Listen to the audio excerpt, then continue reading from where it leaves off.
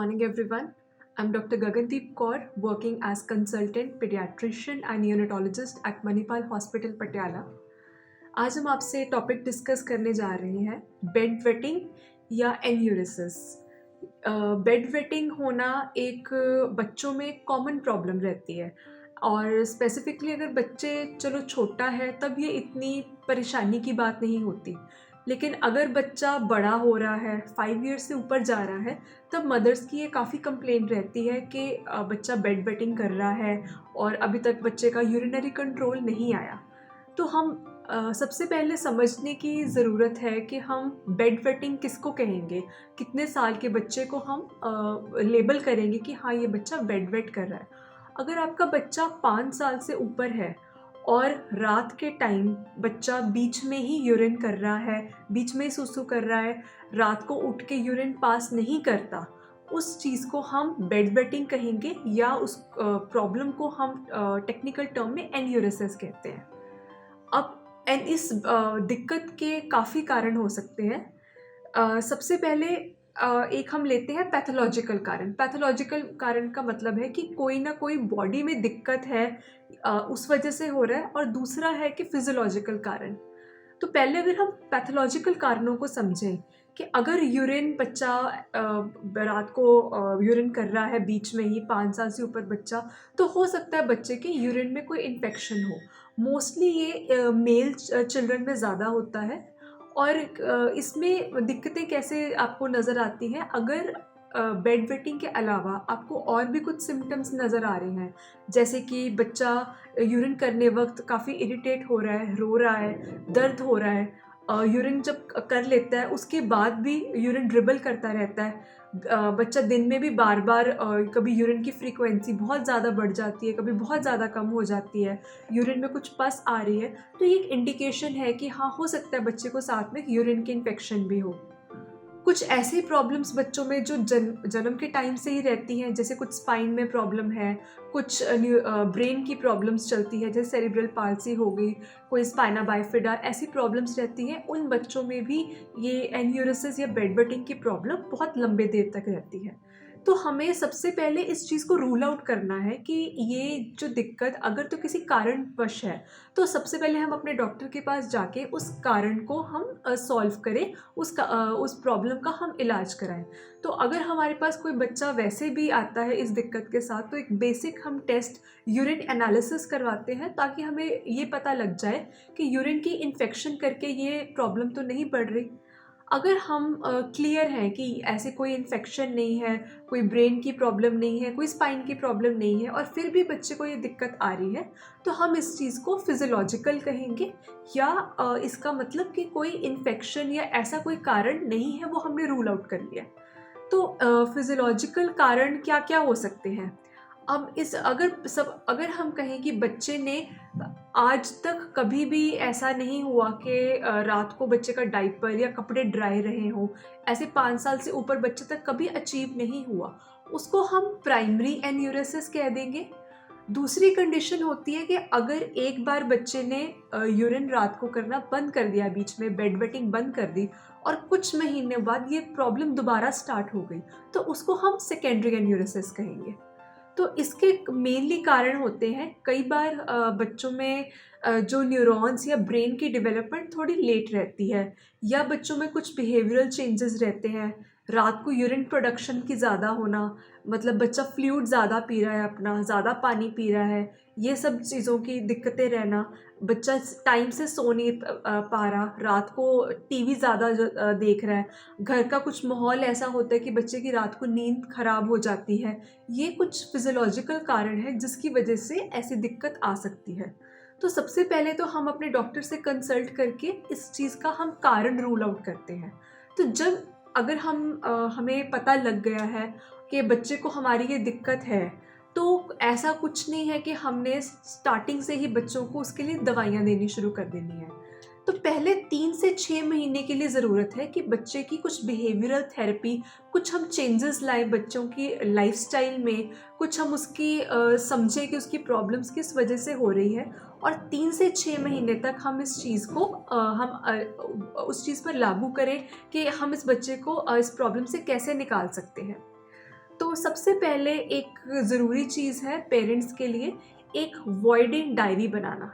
Diary का मतलब कि जिसमें आप मेंशन कर सकते हैं कि बच्चा दिन में कितनी बार यूरिन कर रहा है, बच्चे ने रात में कितनी बार यूरिन किया, यूरिन करते वक़्त बच्चे ने कभी कोई पेन कंप्लेंट की है या बच्चे को साथ में कॉन्स्टिपेशन हो रही है, बच्चा ज़्यादा आज पानी ज़्यादा पिया है। ये सब चीज़ें सबसे पहले तो एटलीस्ट 10 टू 15 डेज़ हम एक डायरी मेंटेन करें, ताकि पेरेंट्स को भी और डॉक्टर को क्लियर हो कि हाँ, बच्चे के यूरिन पैटर्न कैसे रह रहा है।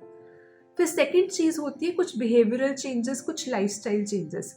सबसे पहले ज़रूरी है कि हम बच्चों की डाइट को मॉडिफ़ाई करें। आजकल जैसे ट्रेंड्स हैं कि बच्चे caffeinated drinks, cold drinks, sweetened beverages बाहर से जैसे हमारे पैकेज्ड फूड्स आते हैं, ये बच्चे बहुत ज़्यादा पीते हैं। सबसे पहले हमने इस चीज़ को लिमिट करना है कि जो बच्चे कोलाज़ या सोडा वाली चीज़ें या जो एक्सेस शुगरी ड्रिंक्स होती हैं या एक्सेस शुगर्स बच्चे खाते हैं, उस चीज़ को हम कट डाउन करें और उसको हम रिप्लेस करें हेल्दी डाइट से। मतलब ज़्यादा फ्रूट्स, ग्रीन लीफी वेजिटेबल्स, इस चीज़ से हम रिप्लेस करें, ताकि बच्चे का मतलब जो मेन कारण है कि जिससे यूरिन पास हो रहा है, वो हम एक फैक्टर कंट्रोल कर सकते हैं।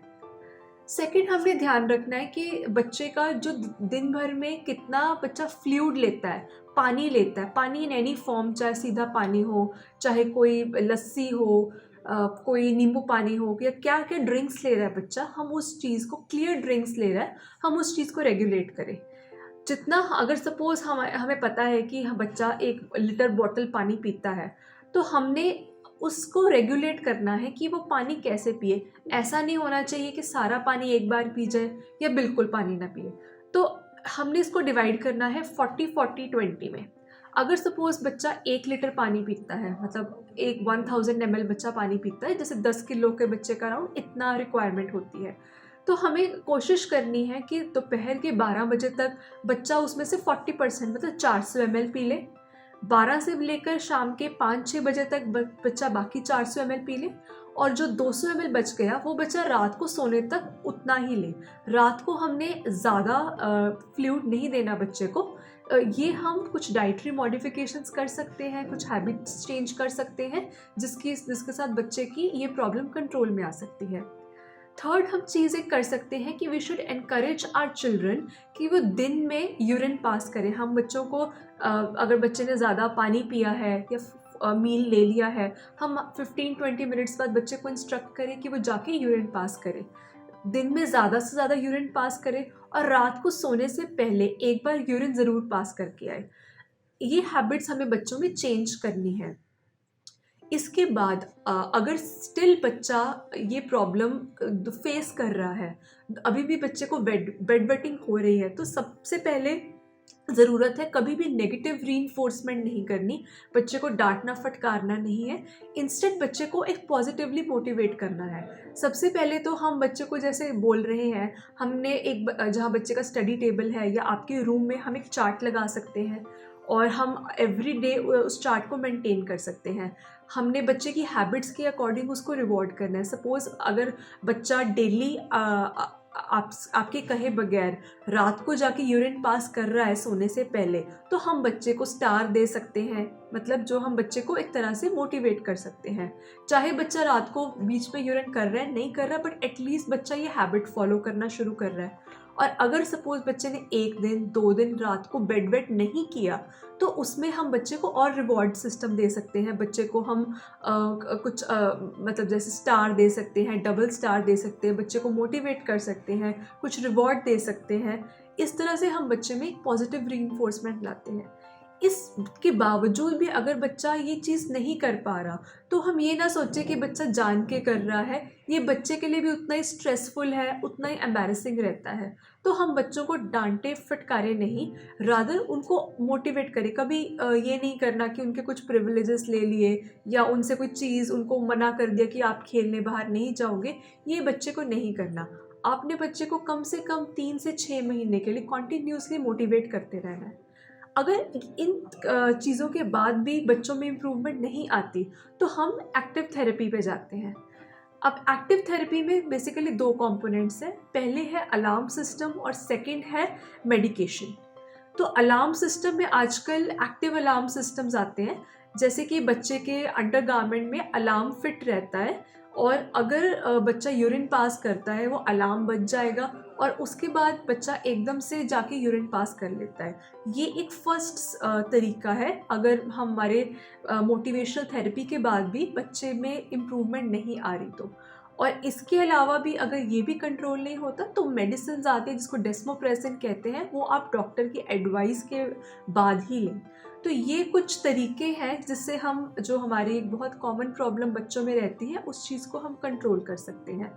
और लास्टली अगर बच्चा कुछ टाइम तक बेड वेट नहीं कर रहा 5 साल के बाद और महीनों बाद या साल बाद ये प्रॉब्लम दोबारा स्टार्ट हो जाती है, तो उसका मेन कारण होता है कोई ना कोई स्ट्रेस फैक्टर्स। कोई फैमिली में कोई लड़ाई झगड़ा होना, कोई बच्चे का एकेडमिक परफॉर्मेंस अच्छा ना होना, स्कूल में कुछ बच्चों को बुली करते हैं। तो कोशिश कीजिए बच्चों के आसपास उस माहौल को समझिए कि किस कारण से बच्चे को ये प्रॉब्लम दोबारा स्टार्ट हुई है। जब वो स्ट्रेस फैक्टर्स निकल जाते हैं, बच्चों का अपने आप जो ये प्रॉब्लम है वो होनी बंद हो जाती है।